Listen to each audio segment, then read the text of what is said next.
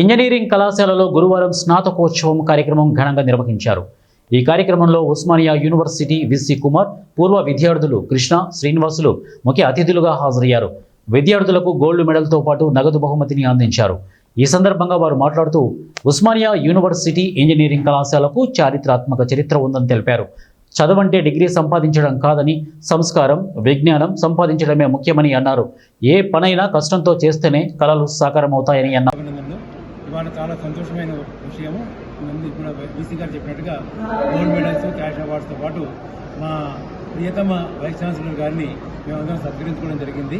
ఈ సందర్భంగా vice chancellor గారికి ధన్యవాదాలు చెప్తున్నాము. అలాగే ఇందాక సార్ చెప్పినట్టుగా శ్రీనివాసరావు గారికి డిస్ట్రిబ్యూషన్ అవార్డు కూడా ఇచ్చాము.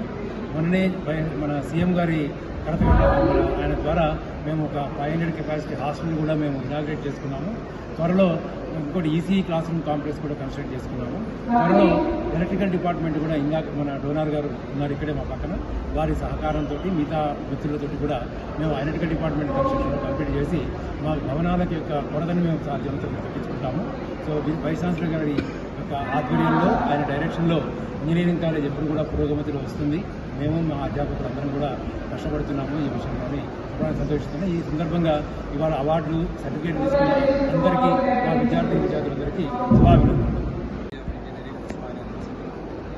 గ్రాడ్యుయేషన్ డే సెరమనీ నిర్వహించడం జరిగింది. ఈ గ్రాడ్యుయేషన్ డే సెరమనీలో 25 గోల్డ్ మెడల్స్ ప్రదానం చేశారు. అట్లాగే 7 క్యాష్ అవార్డ్స్ కూడా ఇవ్వడం జరిగింది. డోనర్స్ అందరూ కూడా ఈ యొక్క సెరమనీని వాళ్ళ ముందే చేయడం జరిగింది. అలాగే కేఎస్ శ్రీనివాస్ అని చెప్పేసి 1994 పాస్డ్ అవుట్ ఈసీఎఫ్, తను ఇండస్ట్రియలిస్ట్, పబ్లిక్ కంపెనీస్ కూడా ఉన్నాయి. సో తను 15,000 క్యాష్ అవార్డు అట్లా 8 ఇచ్చాడు టాపర్స్, ప్రతి డిపార్ట్మెంట్ టాపర్స్కు. అట్లాగే తను కొన్ని సంవత్సరాలు కూడా ఇవ్వడానికి రెడీ ఉంది. సో అట్లా డోనర్స్ అందరు ముందుకొచ్చి, ఎస్పెషల్లీ అల్లంని ముందుకొచ్చి ఈ కంట్రిబ్యూట్ చేయడం అనేది హర్షించదగ్గ విషయం. అట్లాగే మా పక్కన కృష్ణ గారు ఉన్నారు, తను యుఎస్లో సెటిల్ అయ్యారు. 1968లో తను ఎలక్ట్రికల్ ఇంజనీరింగ్ డిపార్ట్మెంట్లో పాస్డ్ అవుట్ అయ్యారు.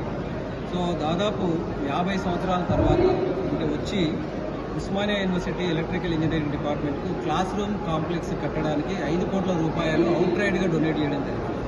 సో అట్లా అల్లంని సపోర్ట్ వల్ల కూడా మేము కొంత క్లాస్ రూమ్ కాంప్లెక్స్ కావచ్చు, తర్వాత మిగతా ఇన్ఫ్రాస్ట్రక్చర్ కావచ్చు, ఇది క్రియేట్ చేయాలని చెప్పేసి మేము అనుకున్నాము.